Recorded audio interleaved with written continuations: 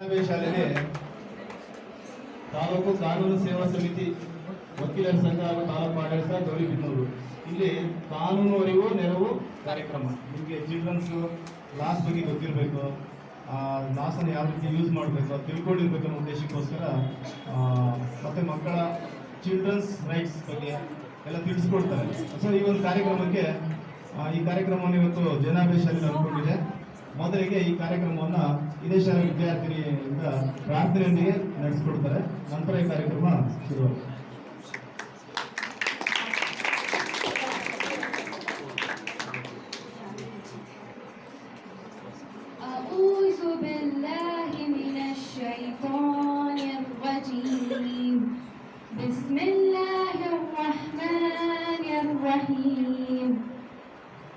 القارية ما القارية وما أدراك ما القارية يوم يقوم الناس كالفراش المبثوث وتكون الجبال كالعهن المنفوش فأما من ثقلت موازينه فهو في عيشة راضية وأما من خفت موازينه فأمه هاوية وما أدراك ما هي نار حامية.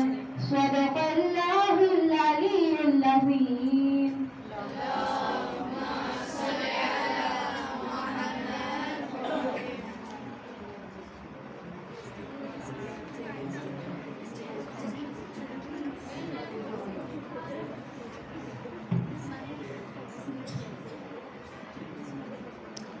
गणपति बुद्धिदातने सिद्धिनाथने सलहु गणेशने विद्याधिपने नीनम्म ಗೆಲುವಾಗಿ ಬಾ ಗಜಮುಖನೇ ನೀನಮ್ಮ ಗೆಲು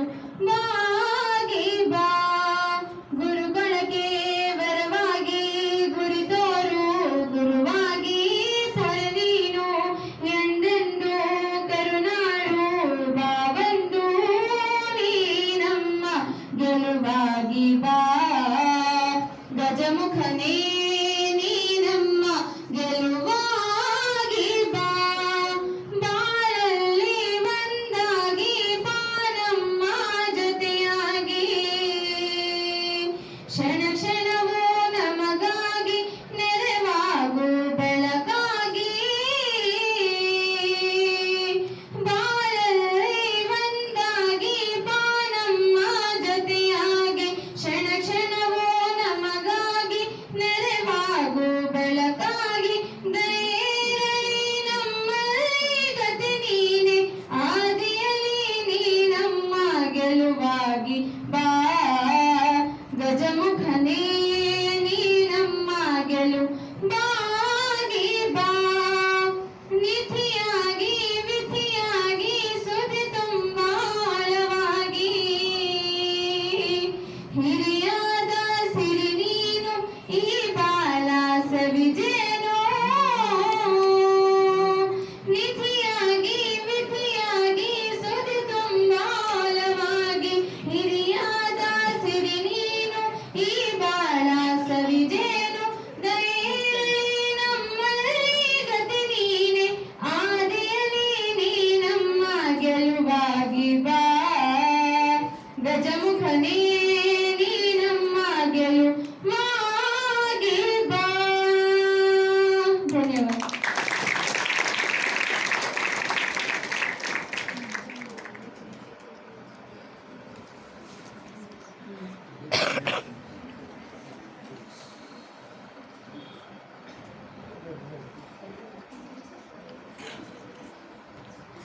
ಪ್ರಾರ್ಥನೆಯನ್ನು ನಡೆಸಿಕೊಟ್ಟಂತ ವಿದ್ಯಾರ್ಥಿಗೆ ಎಲ್ಲರ ಪರವಾಗಿ ಧನ್ಯವಾದಗಳು. ಈಗ ಸ್ವಾಗತ ಕಾರ್ಯಕ್ರಮ ನಡೆಸಿಕೊಡ್ತಿದ್ದಾರೆ ಶಿಕ್ಷಕಿ ಶಂಕರಿ ಮೇಡಮ್ ಅವರು ನಡೆಸಿಕೊಡ್ತಾರೆ.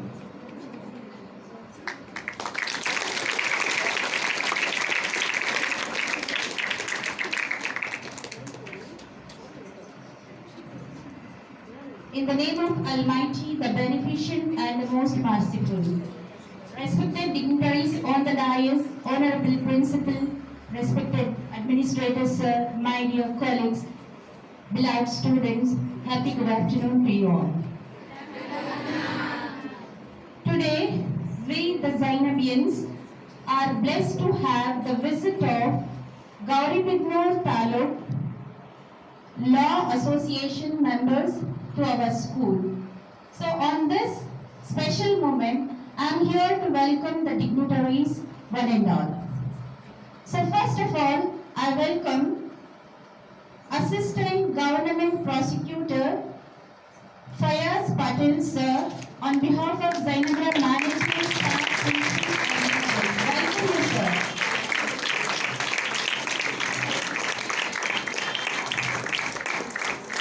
In the same way, I welcome the panel lawyer Jagdish N. sir. Welcome you, sir.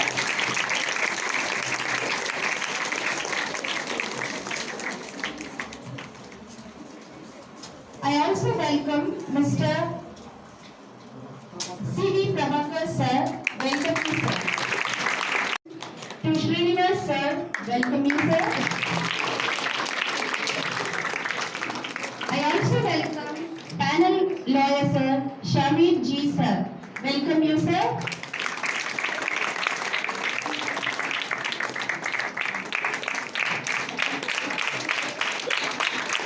In the same way, I welcome District Child Helpline member Mrs. Salma ma'am. Welcome you, ma'am.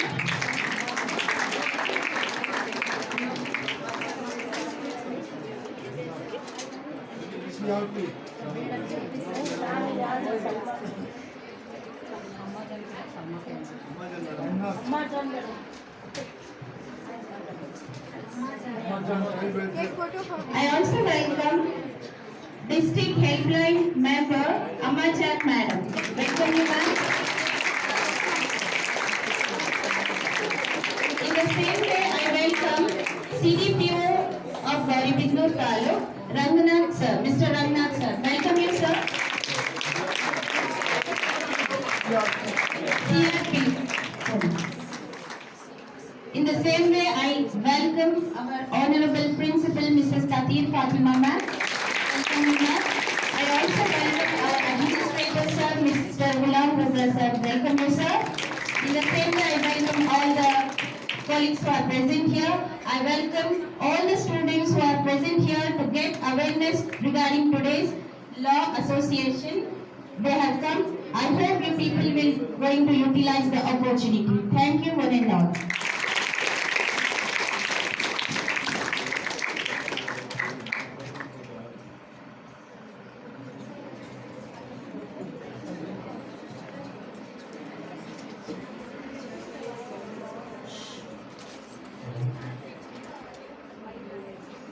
ಈ ದಿನ ತುಂಬಾ ಸುಂದರವಾದ ದಿನ.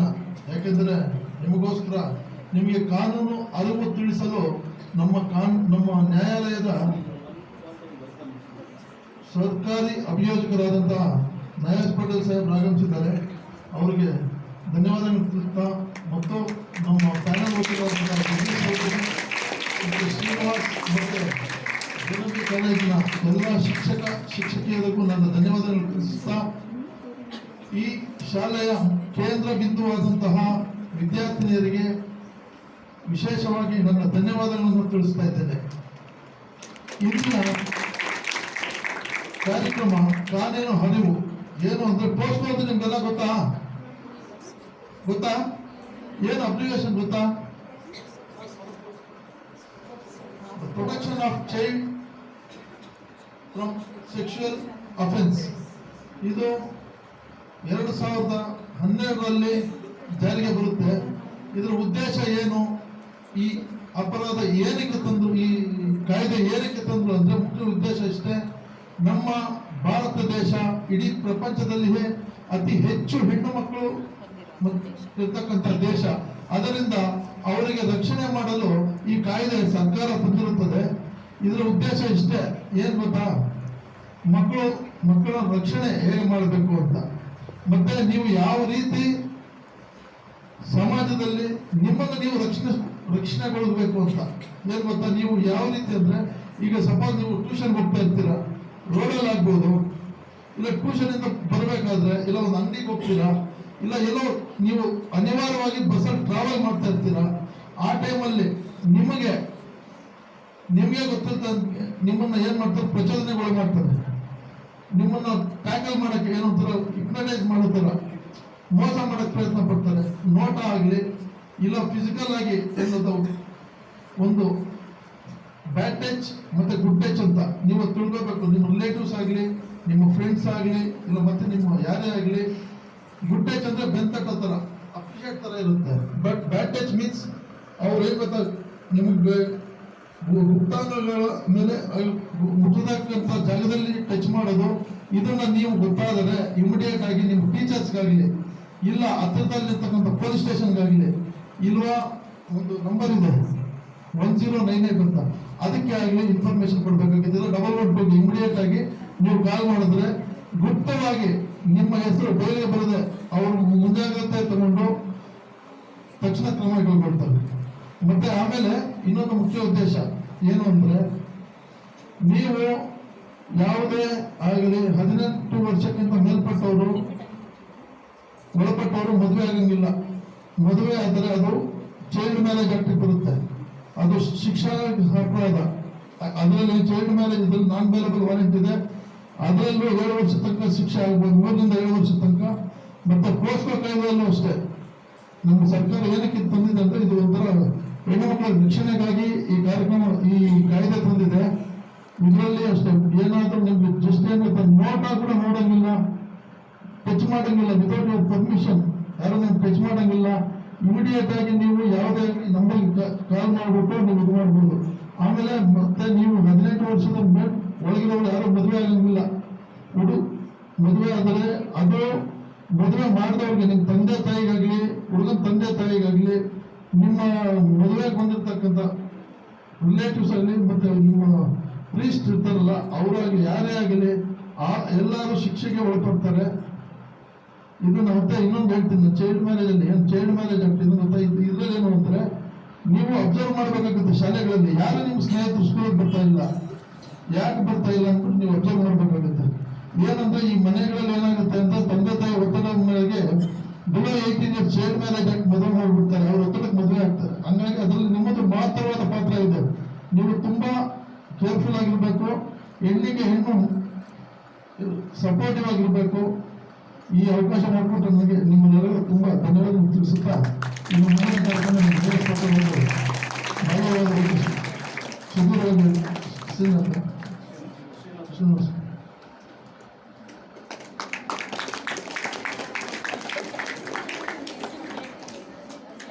ಇಲ್ಲಿ ಹಾಸನಲ್ಲಿರ್ತಕ್ಕಂಥ ಶಾಲೆಯ principal ಸಾಹೇಬರು ಹಾಗೂ ಇಲ್ಲಿ ನಿಂತಿರ್ತಕ್ಕಂಥ APP ಸರ್ಗೂ ಮತ್ತು ಎಲ್ಲ ಇಲಾಖೆಗಳಿಗೂ ಹಾಗೂ ನನ್ನ ನೆಚ್ಚಿನ ಪುಟಾಣಿ ಮಕ್ಕಳಿಗೂ ಅಧ್ಯಾಪಕ ವೃಂದದವರಿಗೂ ಮೊದಲನೇದಾಗಿ ವಂದಿಸುತ್ತಾ, ಈ ಒಂದು ಕಾರ್ಯಕ್ರಮ ಚಿಕ್ಕದಾಗಿದ್ರೂ ನಿಮ್ಮ ಮನಸ್ಸಿಗೆ ಚೊಕ್ಕವಾಗಿ ನಾಟಬೇಕು.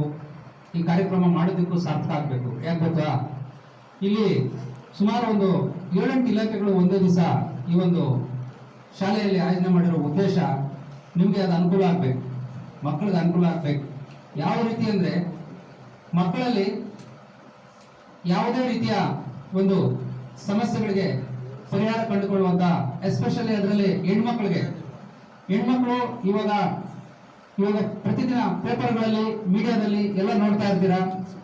ಏನಿಲ್ಲಿ ನಾವು ಸಮಾಜದಲ್ಲಿ ನೋಡ್ತಾ ಇರ್ತೀವಿ, ಹೆಣ್ಣು ಮಕ್ಕಳ ಮೇಲೆ ಎಲ್ಲಿ ನೋಡಿದ್ರು ಅತ್ಯಾಚಾರ, ಹಿಂಸೆ, ಕಿರುಕುಳ, ನೈಬರ್ಸ್ ಅವರಿಂದ ಇರ್ಬೋದು, ಮನೆಯಲ್ಲಿ ಇರ್ತಕ್ಕಂಥ ನ್ಯೂಸ್ ಪೇಪರ್ ಹಾಕೋ ಹುಡುಗನಿಂದ ಹಿಡಿದು ಹಾಲು ಮನೆಗೆ ಕೊಡಕ್ ಬರ್ತಾರಲ್ಲ ಅಂತ ಹುಡುಗರಿಂದ, ಮನೆಯ ನಮ್ಮ ಅಣ್ಣ ತಮ್ಮಂದಿರು ಇರ್ಬೋದು, ಚಿಕ್ಕಪ್ಪ ದೊಡ್ಡಪ್ಪ, ಯಾವುದೇ ರೀತಿಯ ಸಂಬಂಧನೇ ಇರ್ತಕ್ಕಂಥ ಸಂಬಂಧಿಕರು ಇಲ್ಲದೆ ಇರ್ತಕ್ಕಂಥವ್ರಿಂದ ತುಂಬಾನೇ ಅತ್ಯಾಚಾರ ಪ್ರಕರಣಗಳು ಆಗ್ತಾ ಇದ್ದಾವೆ.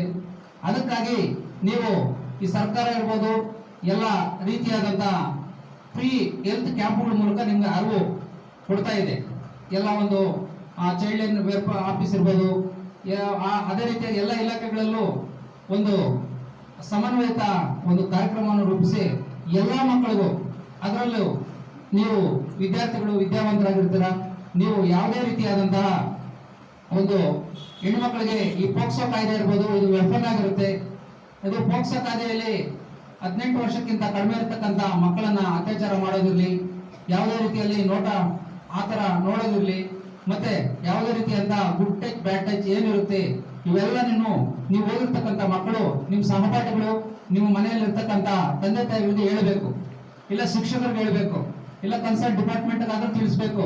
ನಿಮ್ಮ ಯಾವುದೇ ರೀತಿಯ ನಿಮ್ಮ ಹೇಳಿಕೆಯನ್ನ ಬಹಿರಂಗವಾಗಿ ನಾವು ಪಡಿಸೋದಕ್ಕೆ ಸರ್ಕಾರದಿಂದ ಸುತ್ತಲೇ ಇದೆ, ನಮ್ಗೆ ಹೇಳ್ಬಾರ್ದು ಅಂತ. ಆದ್ರೆ ನಿಮ್ಗೆ ಆಗೋ ಅನ್ಯಾಯನ ಹೇಳ್ಕೊಳ್ಬಹುದು. ಹೇಳ್ಕೊಂಡಿದ್ರೆ ಅದು ನಿಮಗೆ ತೊಂದರೆ ಆಗುತ್ತೆ, ಮತ್ತೆ ನಿಮ್ಮ ತಂದೆ ತಾಯಿಗಳು ನೋವು ಪಡ್ತಾರೆ.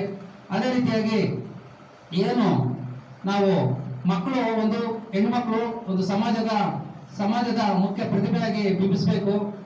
ಇಲ್ಲಿ ಏನು ತಂದೆ ತಾಯಿ ಮತ್ತೆ ಗುರು ಹಿರಿಯರು ಹಾಗೂ ನಮ್ಗೆ ನೆಚ್ಚಿನ ಪ್ರಾಧ್ಯಾಪಕರು ಏನು ನಮ್ಗೆ ಪಾಠ ಪ್ರವಚನ ಮಾಡ್ತಾರೆ, ಅದ್ರ ಜೊತೆಗೆ ನಮ್ಮ ಜೊತೆಯಲ್ಲಿ ಯಾರಾದ್ರೂ ಬಡತನದಿಂದ ಸ್ಕೂಲು ಬಿಟ್ಟು ಹಂಗೆ ಇರ್ತಾರೆ, ಅವ್ರಿಗೆ ಫೈನಾನ್ಷಿಯಲಿ ಪ್ರಾಬ್ಲಮ್ ಇರ್ಬೋದು, ಅದೇ ರೀತಿಯಾಗಿ ಅವ್ರಿಗೆ ಮಕ್ಕಳಿಗೆ ಓದಕ್ಕೆ ಒಂದು ಯಥೇಚ್ಛವಾದ ಶಿಕ್ಷಣದ ಕಾಳಜಿ ಇದ್ದು ಮನೆಯಲ್ಲಿ ಮಕ್ಕಳು ಒಂದು 4-5 ಜನ ಮಕ್ಕಳಾಗಿ ಹೋಗ್ತಾರೆ, ಒಂದು 8 ಜನ ಮಕ್ಕಳಾಗಿ ಹೋಗ್ತಾರೆ. ಎಲ್ಲ ಮಕ್ಕಳಿಗೂ ವಿದ್ಯಾಭ್ಯಾಸ ಕೊಡ್ಸಕ್ ಆಗೋದಿಲ್ಲ ತಂದೆ ತಾಯಿಯಿಂದ. ಹಂಗಾಗಿ ನಾವು ಓದಿಸೋದು 2 ಮಕ್ಕಳೇ, ಇನ್ನು 4-5 ಜನ ಮಕ್ಕಳಿಗೆ ಡೈಲಿ ಕೆಲ್ಸಕ್ಕೆ ಹೋಗ್ಲಿ, ಡೈಲಿ ಕೆಲ್ಸಕ್ಕೆ ಹೋದ್ರೆ ಡೈಲಿ 500 ರೂಪಾಯಿ ಬರ್ತದೆ, 1000 ರೂಪಾಯಿ ಬರ್ತದೆ. ಈ ತರ ಉದ್ದೇಶಗಳು ಇರ್ತವೆ. ಅದಕ್ಕಾಗಿ ಮಕ್ಕಳಲ್ಲಿ ನೀವು ಯಾರು ಓದುತ್ತೀರಾ ಅಂತ ಮಕ್ಕಳು ತಂದೆ ತಾಯಿಗಳಿಗೆ ಅವ್ರಿಗೆ ತಿಳಿಸ್ಕೊಡಿ. ಅವ್ರಿಗೆ ತಿಳಿಸ್ಕೊಟ್ರೆ ನಾವು ಓದ್ತೀವಿ. ನಾವು ಇವತ್ತು ಝಾನ್ಸಿ ರಾಣಿ ಲಕ್ಷ್ಮೀಬಾಯಿ ಆಗ್ಬೋದು, ಮುಂದೆ ಕಿತ್ತೂರು ರಾಣಿ ಚೆನ್ನಮ್ಮ ಆಗ್ಬೋದು, ಸೆರೆನಾ ವಿಲಿಯಮ್ಸ್ ಆಗ್ಬೋದು, ಯಾವ ತರ ಆಗ್ತೀವೋ ನಮ್ಗೆ ಗೊತ್ತಿಲ್ಲ. ನಮ್ಮನ್ನ ಓದೋದಿಕ್ಕೆ ಸರ್ಕಾರದ ಕಡೆಯಿಂದ ಇವಾಗ ಸುಮಾರು ಯೋಜನೆಗಳಿದೆ. ಯಾರು ಡ್ರಾಪ್ ಔಟ್ ಮಕ್ಕಳು ಇರ್ತಾರೆ ಅವ್ರನ್ನೆಲ್ಲ ಲಿಸ್ಟ್ ಮಾಡ್ಕೊಂಡು ಅವ್ರಿಗೆ ಉಚಿತವಾದ ಒಂದು ಫ್ರೀ ಎಜುಕೇಶನ್ ಏನಿರ್ತದೆ, ಫ್ರೀ ಅಂಡ್ ಕಂಪಲ್ಸರಿ ಎಜುಕೇಶನ್ ಅಡಿಯಲ್ಲಿ ಯಾರು ಡ್ರಾಪ್ ಔಟ್ ಮಕ್ಕಳಿಗೆ ಸರ್ಕಾರಿ ಶಾಲೆಗಳಿರ್ಬೋದು, ಅನುದಾನಿತ ಶಾಲೆಗಳು ಎಲ್ಲಾನು ಇವಾಗ ಸರ್ಕ್ಯುಲರ್ ಆಗ್ತಾ ಇದೆ. ಅಂದ್ರೆ ಎಲ್ಲಾ ಮಕ್ಕಳಿಗೂ ಶಿಕ್ಷಣದಿಂದ ವಂಚಿತರಾಗಬಾರ್ದು, ಅವ್ರ ಶಿಕ್ಷಣ ಪಡೆಯುವ ಉದ್ದೇಶಕ್ಕೆ ಈ ಕಾರ್ಯಕ್ರಮಗಳು ಆಯೋಜನೆ ಆಗ್ತಾ ಇದ್ದಿದ್ದು. ಅದೇ ರೀತಿಯಾಗಿ ಯಾವುದೇ ರೀತಿಯ ಮನೆಯಲ್ಲಿ ನಡೀತಕ್ಕಂತ ಶಾಲೆಯಲ್ಲಾಗಿರ್ಬೋದು, ಬೀದಿ ಬದಿಗಳಲ್ಲಾಗಿರ್ಬೋದು, ಬೇರೆ ನಿಮ್ಮ ರಿಲೇಷನ್ಸ್ ಇರ್ಬೋದು, ತಂದೆ ತಾಯಿಗಳು ಕೊಟ್ಟಂತ ವಸ್ತುವನ್ನ ಬಿಟ್ಟು ಬೇರೆ ಯಾವುದೇ ರೀತಿಯ ತಿಂಡಿ ತಿನಿಸುಗಳಾಗ್ಲಿ, ಚಾಕ್ಲೇಟ್ಗಳಾಗ್ಲಿ, ಬಿಸ್ಕೆಟ್ ಆಗ್ಲಿ, ಅದರಲ್ಲಿ ಯಾವ ತರವಾದಂತಹ ವಿಷಕಾರಿ ಅಂಶಗಳು ಅದರಲ್ಲಿ ಇರುತ್ತೆ ನಿಮ್ಗೆ ಗೊತ್ತಾಗೋದಿಲ್ಲ, ಚಿಕ್ಕ ಪುಟಾಣಿ ಮಕ್ಕಳು ನೀವು. ಅದಕ್ಕಾಗಿ ತಂದೆ ತಾಯಿಗಳು ಕೊಡ್ತಕ್ಕಂತ ತಿಂಡಿ ಮನೆಯಿಂದ ಏನ್ ತರ್ತಿರೋ ಅದನ್ನ ಮಾತ್ರ ತಿನ್ಕೊಂಡು ಬೇರೆಯವರು ನಿಮ್ಮನ್ನ ಕೆಟ್ಟ ದೃಷ್ಟಿಯಲ್ಲಿ ಏನಾದ್ರು ಇದು ಮಾಡಿ ಅವ್ರಿಗೆ ಕೆಟ್ಟದ್ ಮಾಡ್ಬೇಕನ್ನೋ ಉದ್ದೇಶದಿಂದ ಬೇರೆ ಯಾವುದೇ ರೀತಿಯ ವಸ್ತುಗಳನ್ನ, ಸಿಹಿ ತಿಂಡಿಗಳನ್ನ ಕೊಡೋದಕ್ಕೆ ಇದು ಮಾಡ್ತಾರೆ. ಅದ್ಯಾವುದನ್ನು ಮನಸ್ಸಿಗೆ ಹಚ್ಕೊಂಡಿದ್ರೆ ನಿಮ್ಮ ಶ್ರದ್ಧೆ ಏನಿದ್ರು ಓದೋ ಕಡೆ, ಮತ್ತೆ ನಮ್ಮನ್ನ ನಾವು ರಕ್ಷಣೆ ಮಾಡ್ಕೊಂಡು ನಾವು ಸಮಾಜದಲ್ಲಿ ಇರ್ತಕ್ಕಂಥ ಯಾರಾದ್ರೂ ಮಕ್ಕಳು ಇರ್ತಾರಲ್ವ, ಬಡ ಮಕ್ಕಳು ಇರ್ಬೋದು, ಯಾರೇ ಇರ್ಬೋದು, ಅವ್ರಿಗೆ ಅನುಕೂಲ ಆಗೋದಂತ ನೀವೊಂದು ವಿದ್ಯಾಭ್ಯಾಸದ ಕಡೆ ಗಮನ ಕೊಡ್ಬೇಕು ಅಂತ ಹೇಳ್ತಾ, ಸಮಯದ ಅಭಾವದಿಂದ ಈ ಒಂದು 2 ಮಾತು ಆಡಲು ಅವಕಾಶ ಕೊಟ್ಟ ಎಲ್ಲರಿಗೂ ಒಂದು ಸುತ್ತ ನನ್ನ ಮಾತುಗಳನ್ನು ಮುಗಿಸುತ್ತೇನೆ.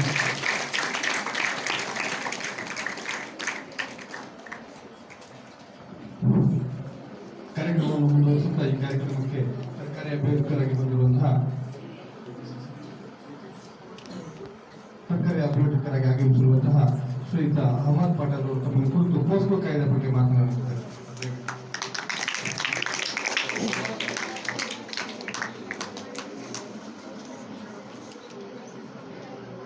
ವೇದಿಕೆ ಮೇಲೆ ಆಸೀನರಾದ ಎಲ್ಲ ಗಣ್ಯ ವ್ಯಕ್ತಿಗಳಿಗೂ ಹಾಗೂ ಈ ಶಾಲೆಯ ಶಿಕ್ಷಕರಿಂದ ವರ್ಗದವರಿಗೂ ಹಾಗೂ ನನ್ನ ಪ್ರೀತಿಯ ವಿದ್ಯಾರ್ಥಿನಿಯರಿಗೆ, ಈ ಶಾಲೆ ನಾನು ಮೊದಲನೇ ಬಾರಿಗೆ ಬಂದಿರೋದು. ಈ ಶಾಲೆ ತುಂಬ ಅದ್ಭುತವಾಗಿದೆ. ಇಂಥ ಶಾಲೆ ನಾನು ನೋಡಿಲ್ಲ.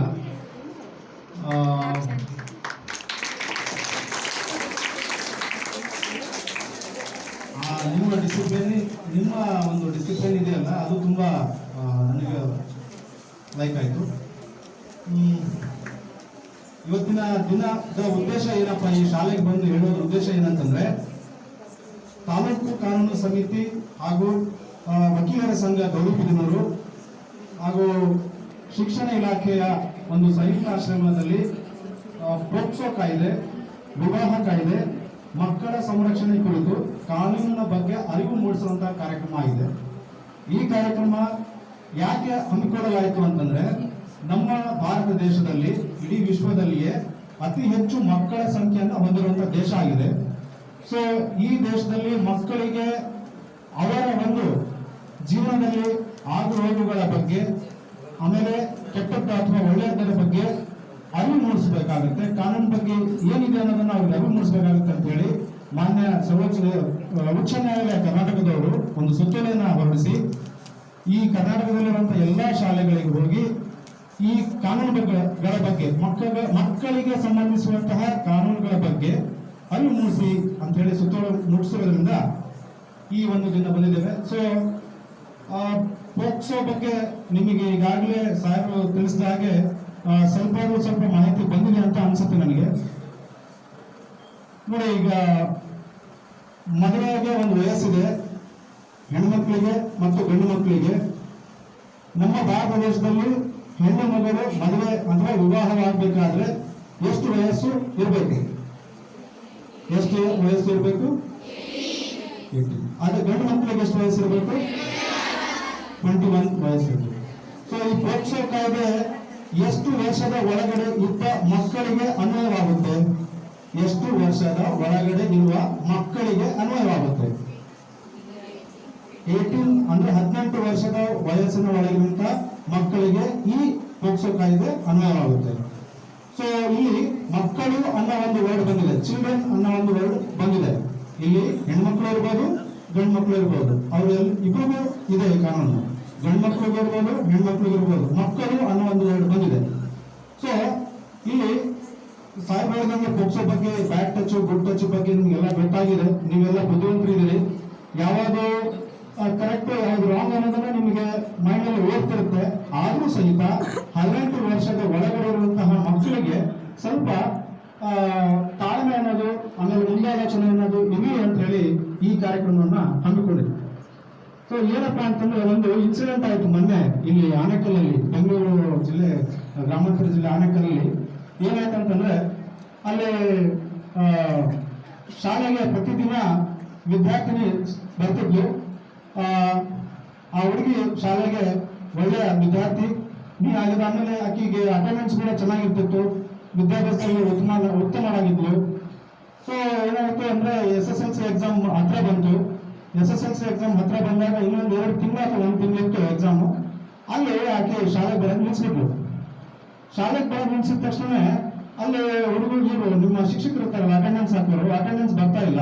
ಸೊ ಹಂಗಾಗಿ ಆಕೆಯ ಬಗ್ಗೆ ವಿಚಾರಣೆ ಮಾಡಿ ಒಂದು ಆ ಮನೆಗೆ ಹೋಗಿ ವಿಚಾರಣೆ ಮಾಡ ಅಂತ ಹೋದಾಗ, ಆ ಮನೆಗೆ ಹೋದಾಗ ಏನಾಗುತ್ತೆ,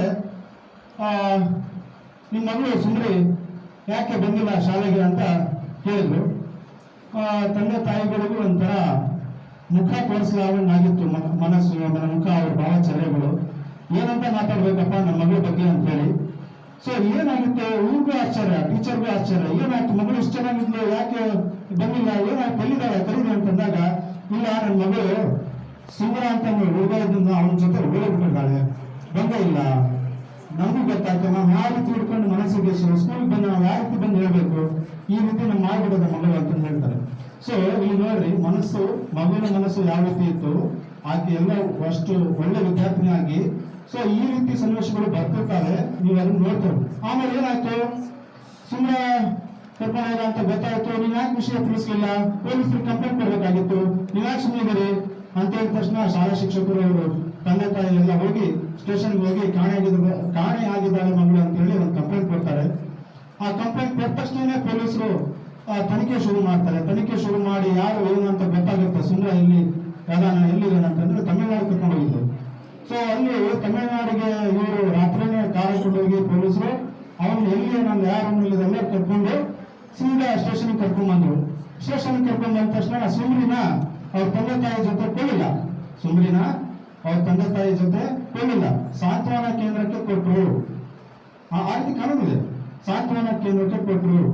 ನಂತರ ಸುಮ್ರನ್ನ ಎಲ್ಲಿ ಕೊಟ್ಟರು, ಸುಮ್ರನ್ನ ಕರ್ಕೊಂಡ್ ಬಂದಿದ್ರಲ್ಲ, ಸುಮ್ರನ್ನ ಎಲ್ಲಿ ಕೊಟ್ಟರು, ಸುಮ್ರನ್ನ ಜೈಲ್ಗೆ ಹಾಕಿದ್ರು. ಸೊ ಇಲ್ಲಿ ನೋಡಿ, ಸ್ವಲ್ಪ ಸುಮ್ರಿ ಸ್ವಲ್ಪ ತಾಳ್ಮೆ ತಗೋಬೇಕಾಗಿತ್ತು. 18 ವರ್ಷ ಪೂರೈಸಬೇಕಾಗಿತ್ತು. 18 ವರ್ಷ ಆದ್ಮೇಲೆ ಈ ರೀತಿ ಘಟನೆಗಳು ನೋಡಿದ್ರೆ 21 ವರ್ಷ ಮಗನಿಗೆ ಆ ಹುಡುಗನ ಘಟನೆ ನಡೆದ್ರೆ ಈ ರೀತಿ ಕಾನೂನು ಬರ್ತಿದ್ದಿಲ್ಲ, ಅವ್ರು ಈ ರೀತಿ ಪರಿಸ್ಥಿತಿಗಳು ಕಂಡು ಬರ್ತಿದ್ದಿಲ್ಲ. ಸೊ ಈಗ ಸಮಾಜದಲ್ಲಿ ತಂದೆ ತಾಯಿ ತಲೆ ಬಗ್ಗಿಸ್ಬೇಕಾಯ್ತು, ಆ ಹುಡುಗಿ ಜೀವನನು ಹೋಗ್ಬಿಡ್ತು, ಕೊಲಾಪ್ಸ್ ಆಗ್ಬಿಡ್ತು. ಸೊ ಇಂತಹ ಒಂದು ಸನ್ನಿವೇಶಗಳು ಮುಂದೆ ಎದುರಾಗ್ತವೆ. ಈಗ ಒಂದು ಹದಿಹರೆಯ ವಯಸ್ಸಿನಲ್ಲಿ ಇರೋದ್ರಿಂದ ಇಂತಹ ಒಂದು ಸನ್ನಿವೇಶಗಳು ನಿಮ್ಮ ಜೀವನದಲ್ಲಿ ಬರ್ತಿರುತ್ತೆ. ನೀವಂತಲ್ಲ, ನೀವೆಲ್ಲ ಬುದ್ಧಿವಂತರಿದ್ರೆ ನೀವು ಯಾವುದೇ ರೀತಿ ಮಾಡಲ್ಲ. ಆದ್ರೆ ನಿಮ್ಮ ಸಮಾಜದ ಅಕ್ಕಪಕ್ಕದ ಮನೆಯವರು ಇರ್ತಾರಲ್ಲ, ಅವ್ರಿಗೆ ಶಾಲೆಗೆ ಕಳ್ಸಿರಲ್ಲ, ಅವರು ಶಾಲೆಗೆ ಹೋಗಿರಲ್ಲ, ಅವ್ರಿಗೆ ತಮ್ಮ ಬಂದಂತ ಯೋಚನೆಗಳ ಪ್ರಕಾರ ಅವ್ರ ಜೀವನ ನಡೆಸ್ತಿರ್ತಾರೆ. ಅವ್ರಿಗೂ ನೀವು ಬುದ್ಧಿವಾದ ಹೇಳಿ. ನೀವು ಯಾರು ಅಂತಾರಲ್ಲ, ಆದ್ರೆ ಸಮಾಜದಲ್ಲಿರುವಂತಹ ಪಕ್ಕದ ಮನೆಯಲ್ಲಿರುವಂತಹ ಹುಡುಗರಿಗಾಗ್ಲಿ ಮಕ್ಕಳಿಗಾಗ್ಲಿ ನೀವು ಬುದ್ಧಿವಾದ ಹೇಳಿ ಸಮಾಜನ ಸುಧಾರಣೆ ಮಾಡ್ಬೋದು, ಹೆಣ್ಮಕ್ಳಿಗೆ ರಕ್ಷಣೆ ಕೊಡ್ಬೋದು. ಈ ರೀತಿಯನ್ನ ಅರಿವು ಮೂಡ್ಬೇಕಂತ ಹೇಳಿ ಕಾನೂನು ನಮ್ಮ ಸರ್ಕಾರದವರು ಈ ರೀತಿ ಕಾರ್ಯಕ್ರಮ ಹಮ್ಮಿಕೊಂಡಿದೆ. ಸೊ ಅದೇ ರೀತಿ ತಾವು ಸಣ್ಣ ವಯಸ್ಸಿನ ಅಂದ್ರೆ 14 ವರ್ಷದ ವಯಸ್ಸಿನ ಒಳಗಡೆ ಇರುವ ಮಕ್ಕಳಿಗೆ ಎಲ್ಲಾದ್ರೂ ಗ್ಯಾರೇಜ್ ಅಲ್ಲಿ ಅಥವಾ ಹೋಟೆಲ್ ನಲ್ಲಿ ಕೆಲಸ ಮಾಡೋದು ನೀವು ಕಂಡಿದ್ರೆ ತಾವು ದಯಮಾಡಿ ಶಾಲಾ ಶಿಕ್ಷಕರಿಗೆ ಬರೀ ಒಂದು ಮಾಹಿತಿ ಅವ್ರು ತಿಳಿಸಿ ಅಷ್ಟೇ.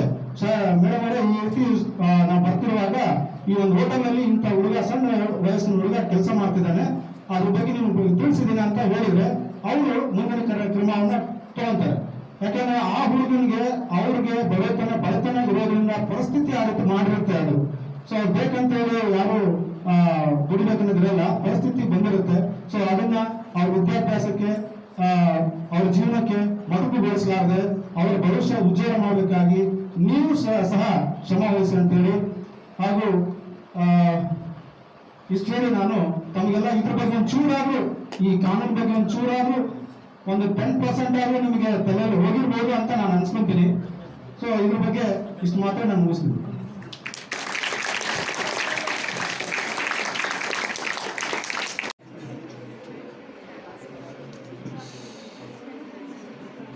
Good afternoon, dear students. So today, Gauribidnur Taluk Law Association members have. ನಾನು ಕನ್ನಡದಲ್ಲಿ ಹೇಳಿದೆ, ದಯಮಾಡಿ ತಮಗೆ ಕನ್ನಡ ಅರ್ಥ ಆಗಲಿಲ್ಲ ಅಂದ್ರೆ ಹಿಂದಿನಲ್ಲಿ ಉರ್ದುನಾದ್ರೂ ಹೇಳ್ತೀನಿ.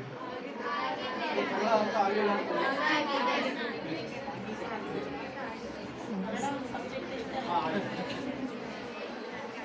Gauribidnur Taluk Association members have arrived to our school. Till now, various members, intellectuals like the assistant government prosecutor and panel lawyers have given their valuable words to you regarding the POCSO Act and also child marriage and how to prevent child, especially girl child. Regarding this, you have given awareness.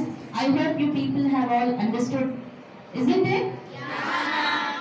Yes. But you couldn't understand, raise your hand. Any one of you, if you have not understand anything, you can question. If you have any question regarding this, you can say. See, sir said once. They are ready to clear your You doubts. understand that? Yeah. It's for your welfare only. Before 18 years, you cannot do anything wrong. Right? You should be under your parents' guidance only. Whoever does wrong, you go to the jail. Correct? That's what he was telling clearly about the story of a girl. So you should know reality what happened. It is not in our village. In spite of that, we should be very careful. Anybody working children are working in hotels, or your brothers or anybody relations should inform that also. Okay, so that they'll take an action on that. They'll see the education of that child. Maybe because of financial problems, children are not going. There are many problems arising, right? You can say that. Before 18, nobody should go for the work nor marry. Okay, marriage also is a crime. We are following, sir. What an issue now? We are following. So today's children are tomorrow's citizen, and especially girl child plays a very important role in the society. And you are all the girls. I hope you are going to build a good society in the future. And you have got a message from the prosecutor and other panel officer regarding the child marriage and POCSO Act and all.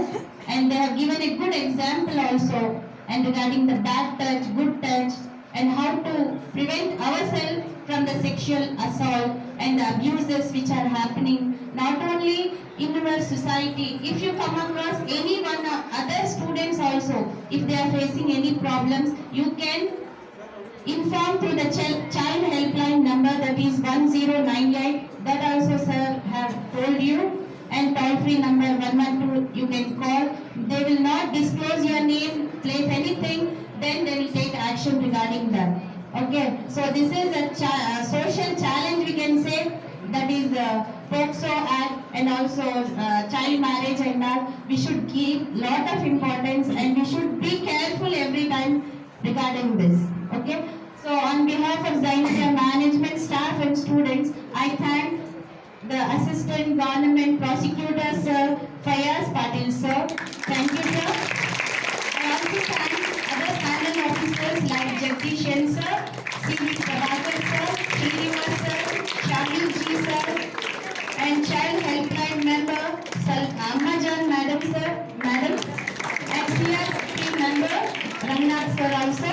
In the same way, I thank our principal, administrator sir, and my colleagues, and most important, you my black students. Thank you.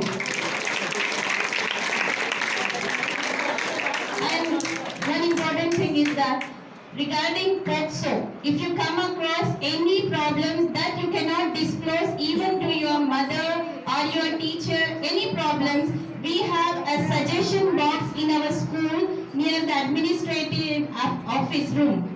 In front of that, one suggestion box is replaced. Understood? So you can put your suggestions in that in writing. No need to disclose your name there. Understand? What dear students? If you come across any problem, you have full liberty to put your suggestions in that. In future, these members, law association members and the school principal and management, everybody is going to take precautions and measures regarding solving those problems. Thank you.